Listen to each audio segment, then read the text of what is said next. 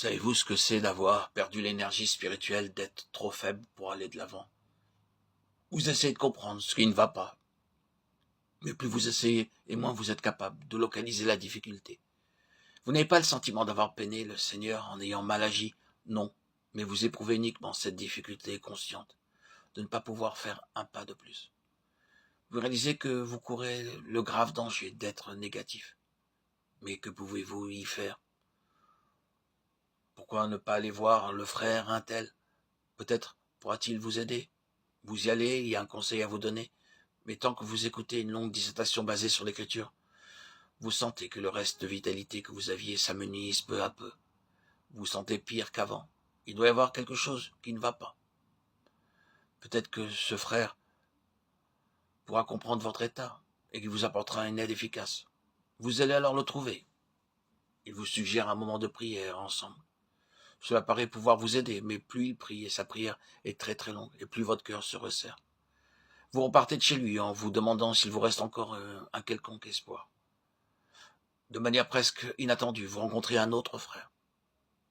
Il ne fait aucun sermon, il ne prie pas avec vous. Vous échangez simplement quelques propos sans objectif bien précis, presque imperceptiblement, l'impossible se produit. Vous êtes revitalisé, vous pouvez repartir d'un pas décidé avec un cantique dans votre cœur. Ce frère, de manière inconsciente, vous a transmis la vie. Il a lavé vos pieds, fatigués, souillés par la marche. Le lavage des pieds n'est pas une chose réservée uniquement au Seigneur. C'est un ministère qu'il a lui-même confié à l'Église. Ce n'est pas non plus l'institution d'une règle qui doit être observée à tout prix. C'est bien souvent un ministère inconscient et réciproque qui s'accomplit lorsque deux croyants se rencontrent et partagent spontanément quelques paroles ou lorsqu'après une rude journée de travail vous rencontrez dans une réunion d'assemblée de semaine vos frères dans le Seigneur. Vous êtes étrangement rafraîchis. Sans pouvoir clairement le définir, quelque chose de vivant émane et vous pouvez repartir avec une vigueur renouvelée. Dans la relation entre les saints, ce lavage des pieds est d'une grande importance. Nous avons tous fréquemment besoin du ministère de la vie et cela doit être réciproque.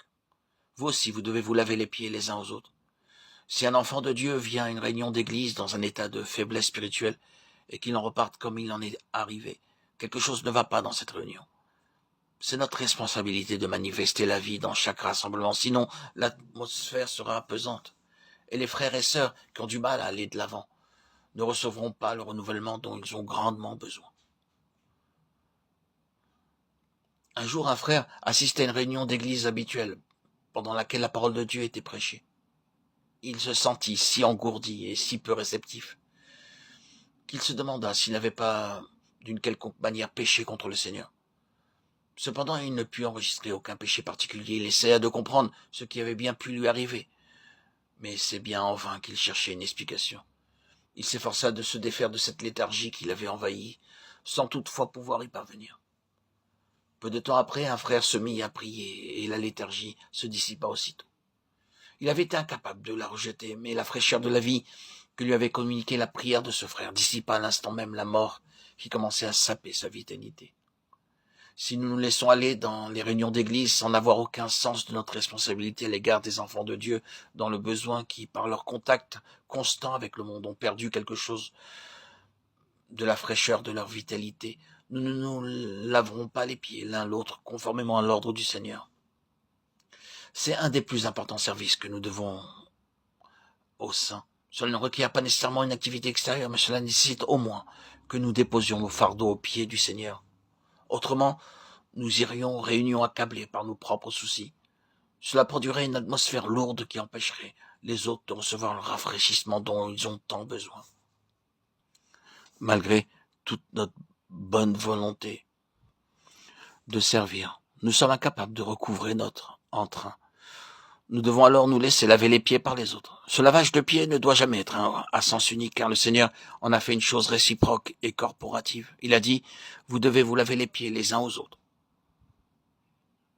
Jean 13, versets 13 à 15.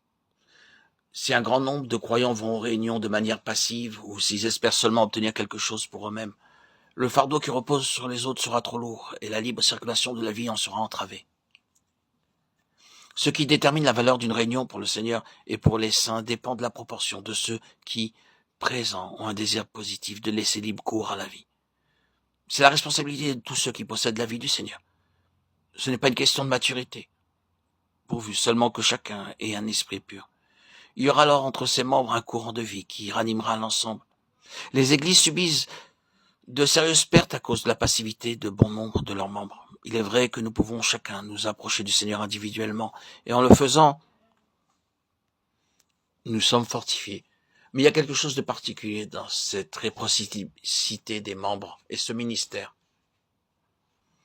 Christ, la tête de l'Église, l'a confié à ses membres lorsque le Seigneur dit « Si donc je vous ai lavé les pieds, moi le Seigneur, et le Maître, vous devez aussi vous laver les pieds les uns aux autres. » Jean 13, 14.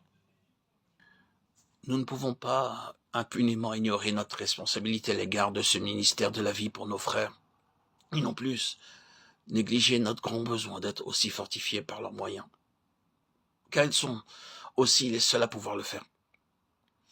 Cela nous conduit tous à demeurer obligatoirement dans le Seigneur pour être maintenus de manière permanente dans la fraîcheur. Si aujourd'hui nous ne demeurons pas expérimentalement dans le Seigneur, ceux qui nous rencontreront passeront à côté du toucher vivifiant dont ils ont besoin. Beaucoup parmi les enfants de Dieu rabâchent toujours le même refrain de leur expérience passée. Oh, combien cela est pathétique. Ils stagnent et par conséquent sont incapables d'accomplir ce ministère si nécessaire que leur a confié le Seigneur.